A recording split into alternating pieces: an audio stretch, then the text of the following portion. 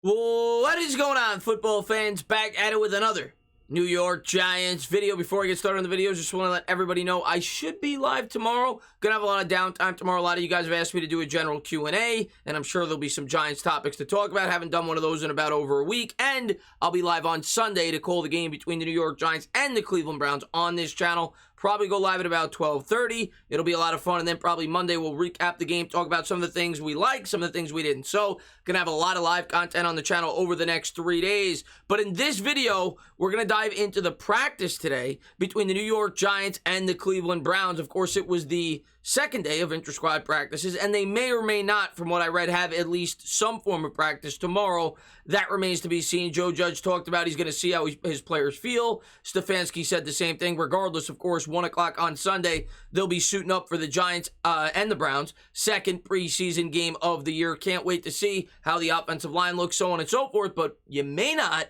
get to see Daniel Jones, and we'll talk about that more in a second as the video goes along. And there was a lot of, storylines that came out today from the practice. And again, it's practice in terms of the player performance. It's very hard to judge these players in these conditions. But there was a fight at the end of practice. We're going to jump into that between Troy Hill and Sterling Shepard.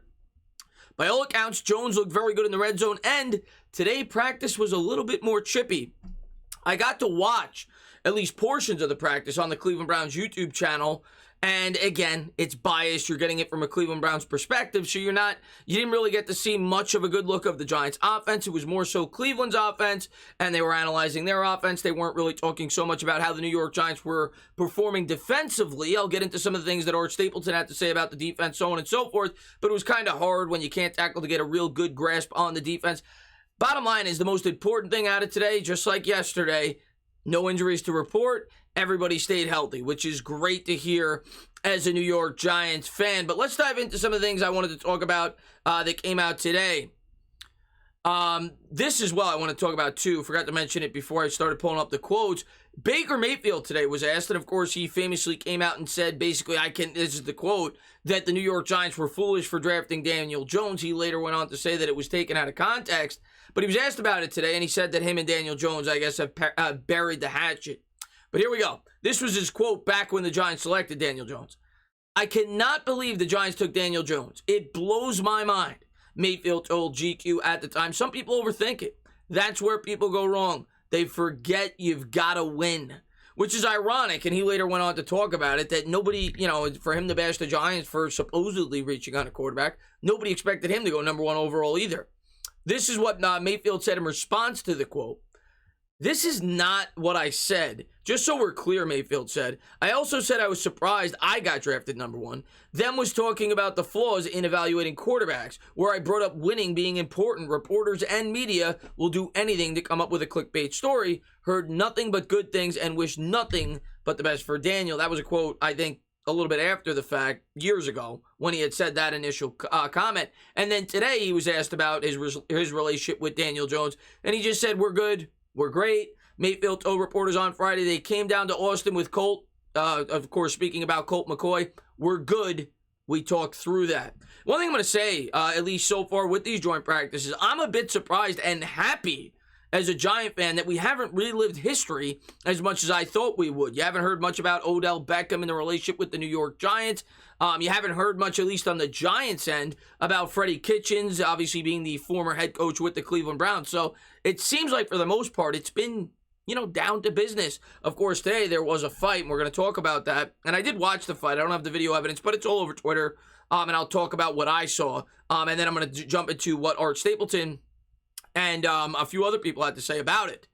This is about whether or not Daniel Jones is going to play on Sunday, which surprises me a bit that the Giants have not committed to Daniel Jones starting the second preseason game, being that he didn't play at all in the first. If I had to guess, I think Jones will play. It's just a matter of how many snaps is he going to take. You have to get him at least some exposure in these preseason games with his new weapons, even though a lot of them will not be out there with him. This is coming out from Art Stapleton.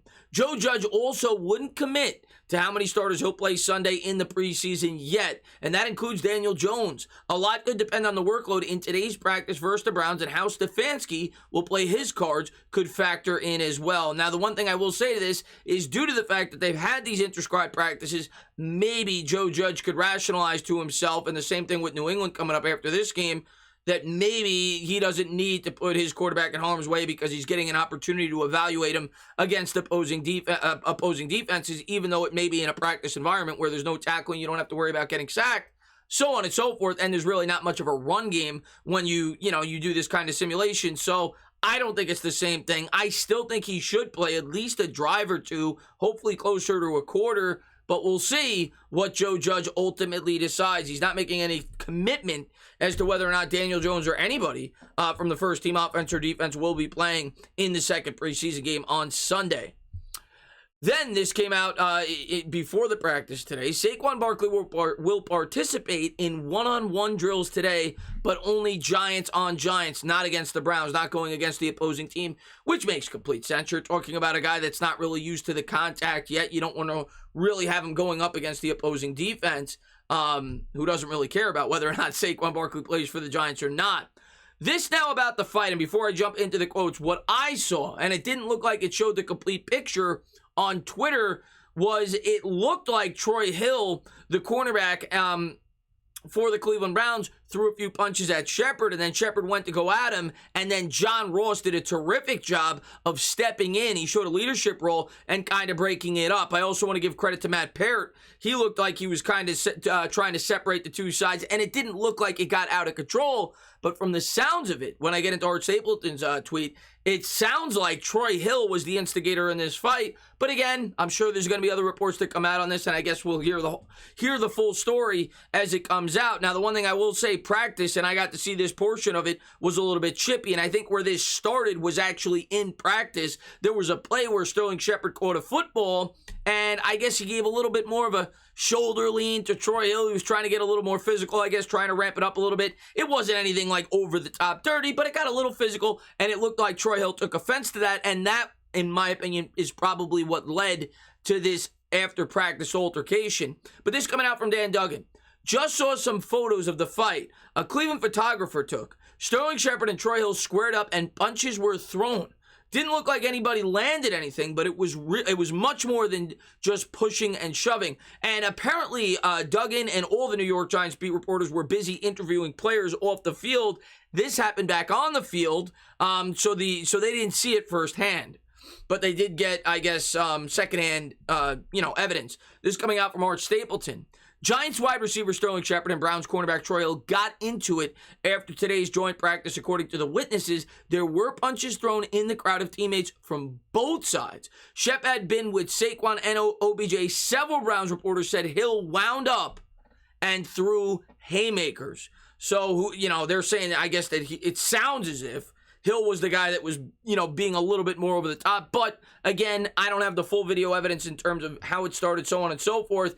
But it started on the field. At least that's what I gathered when I watched the video clip. They were both going at it. It was a little more chippy today, and you're going to get that with some of these quotes. I saw another play where James Bradbury went up to defend a pass, got a little bit more physical. He hit the wide receiver. It was a clean play. It wasn't a penalty, but it didn't feel so two-hand touchy like it did yesterday. It wasn't such a friendly environment. It looked like both these teams were kind of getting into gear before Sunday's matchup. And as a Giants fan, I mean, are you surprised after you saw the way that Joe Judge handled everything and made everybody run laps? I'm sure the Giants came out extra motivated, not to mention they were a little bit more rested, being that they were coming in off a travel day after the first practice, going into the first practice, rather. This coming out from Art Stapleton.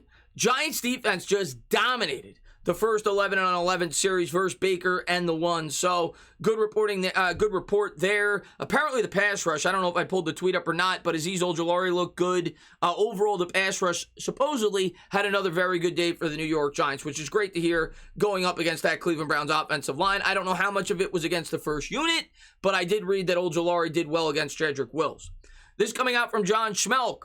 Leonard Williams, it was the first time going against the offensive scheme in practice so far this summer. This was what he said to Schmelk. We learned a lot the first day and came out and responded. well flying around on day 2. We played faster. So a much improved practice for the New York Giants today by all accounts. This then coming out from Schmelk on Shepard. We made a good step in the red zone today. And that's without some of our top targets like Galladay and Rudolph, not to mention no Barkley as well, which changes things in the red zone. And Kadarius Toney did see a great throw in the corner of the end zone, I think in those red zone drills, from Jones to Sterling Shepard. And that's on Twitter as well. He dropped it right in the bucket in the right corner of the end zone, which looked great. This coming out from John Schmelk. Sterling Shepard, we came here for competition. It's going to be tough and physical, and both teams were ready for it. We had great juice today. So, great stuff there. Then, this, Jones. Guys were out there competing hard, but Joe Judge told us keep things between the whistles. It was competitive and chippy sometimes, but guys did a good job keeping it between the whistles. Now, the one thing I will say, these quotes came out before we heard about the fight between Sterling Shepard and Troy Hill, so we'll see how Joe Judge and Stefanski handle this and whether or not these players will be penalized. Joe Judge has been very blunt during these practices, apparently, that he wants no fighting. He wants it to be completely business. And if you watch the video evidence, Sterling Shepard was not a saint in the matter. Let's put it that way. Again, I don't know who was the main instigator, but regardless, I'm sure Judge isn't going to be happy with what took place. This then coming out from Dan Duggan, a little trash talk today between Jabril Peppers and Baker Mayfield, the former teammates. The chatter between Peppers and Baker Mayfield isn't as friendly today.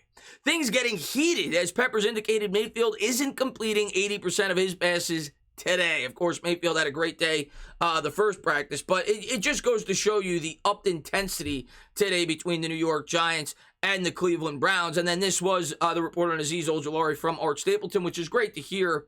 Azeez Ojulari, time in the red zone on 11-on-11s, sack of Baker Mayfield one play after he drew a holding penalty on Jedrick Wills with a great rush. So, overall, you'll love to hear that about the rookie. Ojulari looked pretty impressive in his first preseason game. We'll see what he's made of going against Cleveland and that strong offensive line on Sunday. So, really looking forward to that, seeing how the defensive line plays. By all accounts, the defensive line has at least held their own against this very strong Cleveland offensive front. So, that's great encouraging news. Again, it's practice, but we'll see how they play on Sunday. The Giants offensive line, the second unit, from all accounts, really struggled today, and we shouldn't be really surprised right now. We all know that the New York Giants need to improve the depth on this roster at that front, and we'll have to wait and see when they decide to make some pickups. My guess would be after this game, probably after the second round of cuts, you should see the Giants go out there and look for another offensive lineman to add to the bench of this New York Giants roster. But, we're going to have to wait and see how that all plays out. But